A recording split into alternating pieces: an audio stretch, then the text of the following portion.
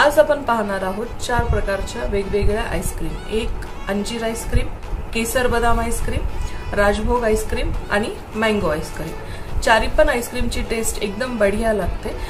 याच्या आधी आईस्क्रीमचा video upload केलेला आहे पार्ट 1। त्या व्हिडिओमध्ये आपण क्रश वापरून आईस्क्रीम केल्या होत्या। या आईस्क्रीम मध्ये क्रशचा न वापर करता नॅचरल पद्धतीनेच इथे आईस्क्रीम केलेले आहेत।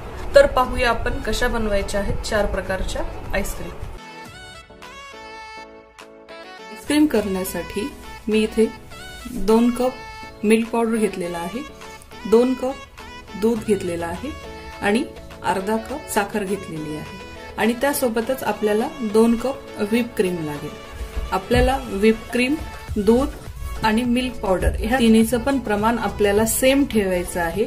जर 1 वाटी दूध, 1 वाटी मिल्क पावडर आणि 1 वाटी व्हिप क्रीम असेल तर त्यासाठी आपल्याला 1/4 कप साखर लागेल। सुरुवातीला आपल्याला मिल्क पावडर, साखर, दूध हे तिन्ही पण इन्ग्रेडियंट्स एकत्र करायचे आहे। मिल्क पावडर मध्ये मी हे दूध ऍड करून घेते, साखर,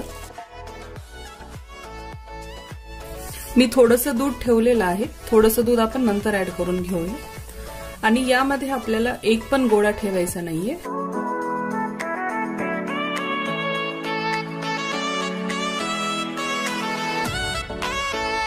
आता हे जे दूध आहे हे दूध आपण पूर्ण ऍड करून घेऊया।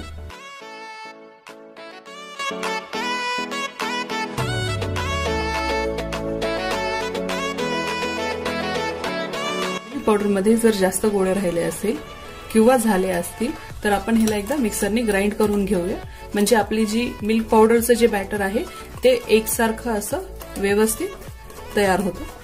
हे पहा, व्यवस्थित अशी एकसारखी ह्याची कन्सिस्टन्सी झालेली आहे। अशाच प्रकारचं आपल्याला बॅटर पाहिजे आहे।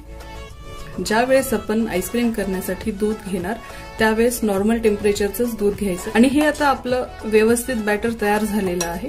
तर ह्याला आपण एका एअरटाईट डब्यामध्ये आपण ह्याला सेट होण्यासाठी ठेवून देऊया।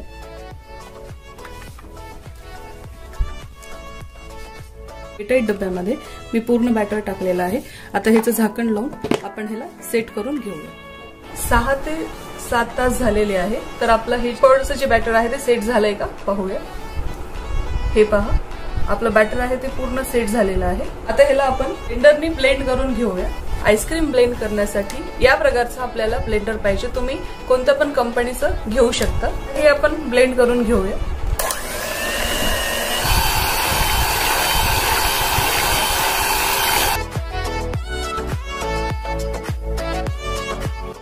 ज्यावेळेस आपण ह्याचं जे बॅटर ब्लेंड करणार त्यावेळेस आपल्याला ह्याची स्पीड हाय लो करूनच ब्लेंड करून घ्यायचं आहे।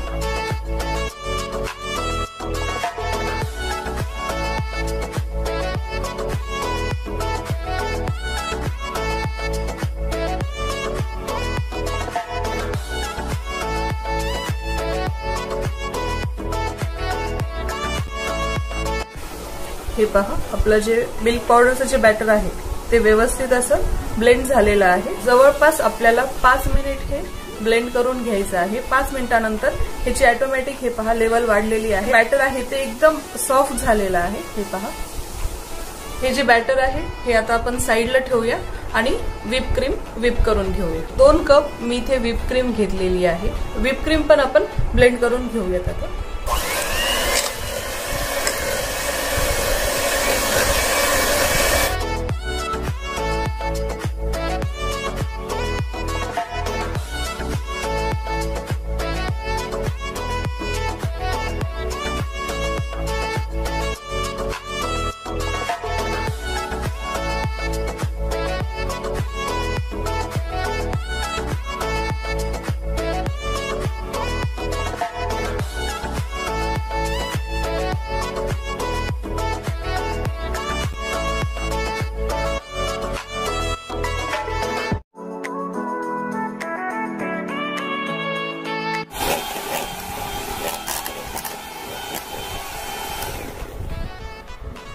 हे पहा, आपली व्हिप क्रीम पण आता व्हिप करून झालेली आहे।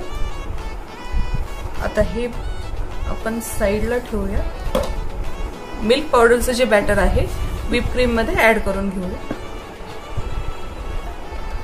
व्हिप क्रीम आणि मिल्क पावडरचं जे बॅटर आहे ते आपल्याला 5 ते 7 मिनिट ब्लेंड करून घ्यायचं आहे. जोपर्यंत फ्लफी होत नाही तोपर्यंत आपल्याला ब्लेंड करायचं आहे. तर हे आपण पुन्हा एकदा ब्लेंड करून घेऊया.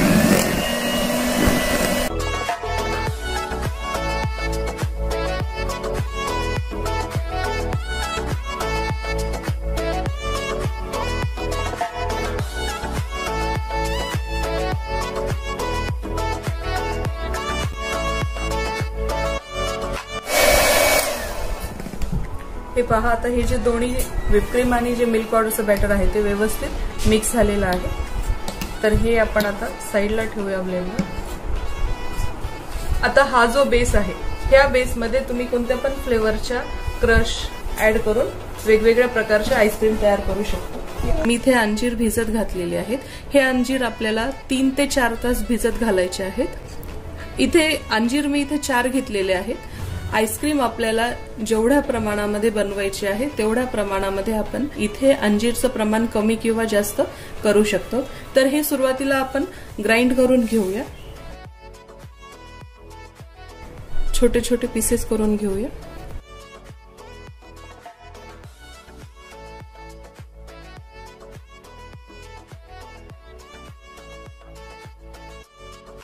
आणि हे मिक्सरने ग्राइंड करून घेऊया. यामध्ये मी इथे आईस्क्रीमचा बेस जे आहे आपला ते काढून घेते. अंजीर मी यामध्ये ऍड करून घेतलेला आहे. करून घेऊया.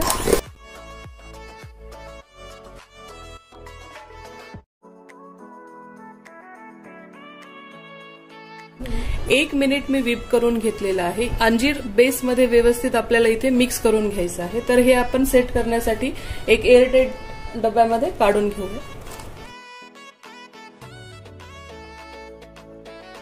अंजीर आईस्क्रीम रेडी आहे. ह्याला आपण प्लेन करूया. सेट होण्यासाठी फ्रीजरमध्ये ठेवून देऊया. अंजीर आईस्क्रीम झाल्यानंतर आपण मँगो आईस्क्रीम पाहूया कशी करायची आहे. तर त्यासाठी मी इथे 1 कप आईस्क्रीमचा बेस घेतलेला आहे. त्यामध्ये मी इथे अर्ध्या वाटीच्या वर थोडासा मँगो पल्प घेतलेला आहे. तर यामध्ये आपण हे ऍड करून घेऊया. 2 मिनिटांसाठी व्हिप करून घेऊया.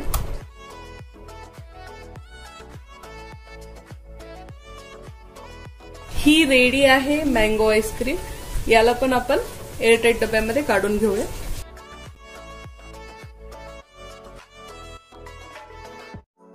ही मँगोची आईस्क्रीम रेडी आहे. ह्याला थोडंसं टॅप करूया म्हणजे ही पूर्ण प्लेन होईल. इथे मी कलर वगैरे काहीच वापरलेला नाहीये. तुमच्या आवडीनुसार तुम्हाला जर कलर हवा असेल तर तुम्ही यामध्ये थोडासा कलर ऍड करू शकता. यामध्ये थोडासा पल्प आणि थोडासा आंब्याच्या फोडी तसं पण टाकलं तरी पण चालेल. तर हे आपण झाकण लावून ठेवूया आणि फ्रीजरमध्ये सेट करण्यासाठी ठेवून देऊया. मँगो आईस्क्रीम झाल्यानंतर केसर बदाम आईस्क्रीम कशी करायची आहे ती आपण पाहूया. तर त्यासाठी मी इथे 1 कप आईस्क्रीमचा बेस घेतलेला आहे आणि त्यामध्ये आपल्याला केसरचं दूध ऍड करायचं आहे. तर हे दूध आपल्याला फक्त 1 चमचा घ्यायचं आहे, जास्त वापरायचं नाहीये. आणि त्यामध्ये 10 ते 12 केसरच्या काड्या टाकून घ्यायच्या आहेत. कोणत्या पण पदार्थासाठी जर केसर वापरणार असेल तर केसर भिजवण्यासाठी गरम दूधच घ्यायचं आणि अर्धा ते पाऊण तास आधी भिजत घालायचं म्हणजे ते व्यवस्थित त्याचा कलर उतरतो आणि फ्लेवर पण छान येतो. तर यामध्ये हे दूध ऍड करून घेते. 2 टेबलस्पून बदाम ऍड करून घेऊया. इथे आपल्याला व्हिप करायची गरज नाहीये. त्याला आपण व्यवस्थित असंच मिक्स करून घेऊया. बदाम आणि केसर इथे व्यवस्थित मिक्स करून झालेला आहे. जर तुम्हाला यामध्ये थोडासा येलो कलर ऍड करायचा असेल तर तुम्ही ते पण ऍड करू शकता. बदाम पिस्ता ही जी आईस्क्रीम आहे ती आपण एअरटाईट डब्यामध्ये काढून घेऊया.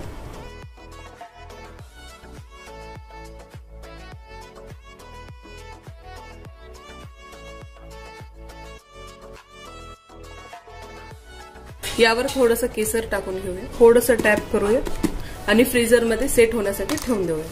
केसर पिस्ता झाल्यानंतर आपण राजभोग आईस्क्रीम कशी करायची आहे ती पाहूया. तर त्यासाठी मी इथे 1.5 कप आईस्क्रीमचा बेस घेतलेला आहे. त्यामध्ये केसरचं दूध ऍड करणार आहे। हे पण दूध मी 1 टीस्पूनच घेतलेलं आहे आणि त्यामध्ये 10 ते 12 केसरच्या काड्या ऍड करून घेतलेल्या आहेत। हे पण यामध्ये ऍड करून घेऊया। हे जर आपण दुधाचा वापर जास्त केला असेल तर आपली जी आईस्क्रीम आहे ती थोडीशी पतली होते, त्यामुळे आपल्याला इथे दुधाचा वापर कमीच करायचा आहे।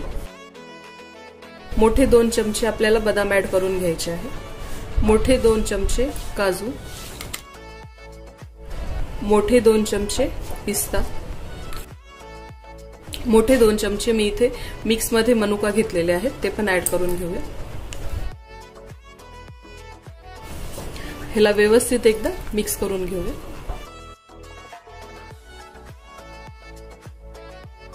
ही राजभोग आईस्क्रीम रेडी आहे। तर ह्याला पण आता एअरटाईट डब्यामध्ये आपण काढून घेऊया।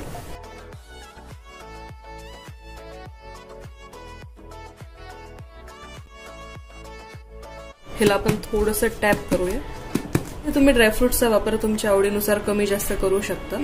या क्वांटिटीमध्ये जर ड्रायफ्रुट्स टाकले तर राजभोग आईस्क्रीमची टेस्ट येते। याला झाकण लावून फ्रीजरमध्ये सेट होण्यासाठी ठेवून देऊया। 7 ते 8 तास झालेले आहे। तर हे आपले आईस्क्रीम सेट झालेले आहेत का पाहूया। 7 ते 8 तासामध्ये आईस्क्रीम सेट झालेले आहेत। प्रत्येकाची फ्रीजची सेटिंग जशी असेल त्या प्रमाणामध्ये आपली आईस्क्रीम कमी वेळेमध्ये किंवा जास्त वेळेमध्ये पण सेट होऊ शकते। चारी पण आईस्क्रीम रेडी आहेत। ह्या आईस्क्रीमच्या रेसिपी तुम्ही नक्की ट्राय करा। तुम्हाला कशी वाटली आहे ती मला कमेंट सेक्शन मध्ये जरूर कळवा। जर तुम्हाला माझा व्हिडिओ आवडला असेल तर लाईक करा, शेअर करा आणि माझ्या चॅनलला सबस्क्राईब करा। Thank you for watching video.